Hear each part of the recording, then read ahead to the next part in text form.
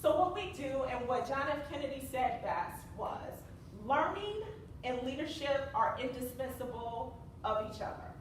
So when you have somebody on your team that you can actually learn from, you're on the road to building that dynamic team. So for instance, who on your team can translate the technological terms so you can clearly understand what's going on with your EMR? Or who on your team can crunch numbers so much so that you can see what's happening right now, but you can confidently forecast 6 and 12 months out? Or who on your team can help you read the room to decide whether or not you get directly to the point, or do you need time to explain how you got to said resolution? Spend your time knowing what you don't know and finding those people who do know, because what you're actually doing is empowering them to live out their strengths and talents, and together you guys are evolving and making sure that you're that closer to the mission. So if you want to build a dynamic and indispensable team, you don't need a yes person. I think Steve Jobs said it best. He says, we don't hire smart people to tell them what to do. We hire smart people so they can tell us what to do. And so while our teams are not our children, we do want them to lead, and we want them to feel empowered to lead. And sometimes we have to do that from behind. As the backseat driver, if you will, we probably know where all the potholes are, where the wrong turns are, and the dead ends.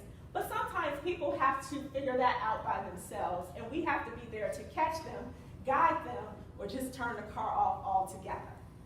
And the way to do that really is being your authentic self, and we heard that a few times throughout this out today and yesterday, but that's also being very transparent with them.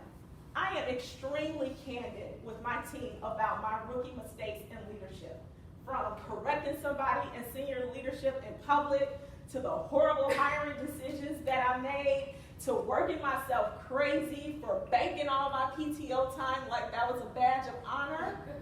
And I laugh about it now, but I'm very, very candid with them because I want them to avoid those same pitfalls.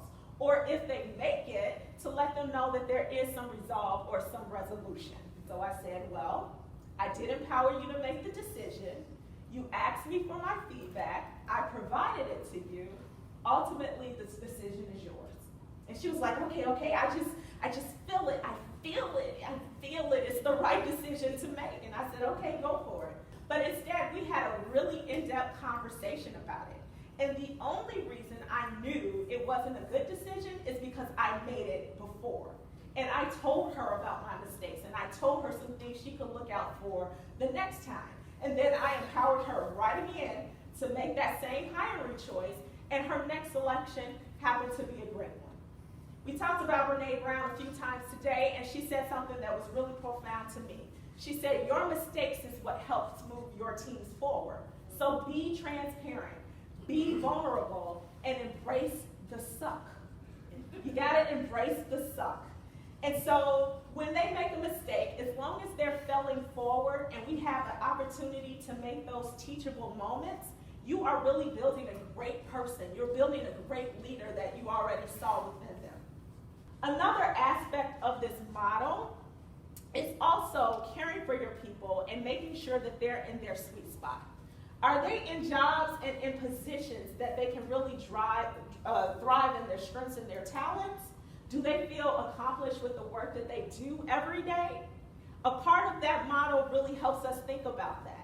And then making sure that we care about them as people and not just as what they can produce for us. I find myself always practicing the pause.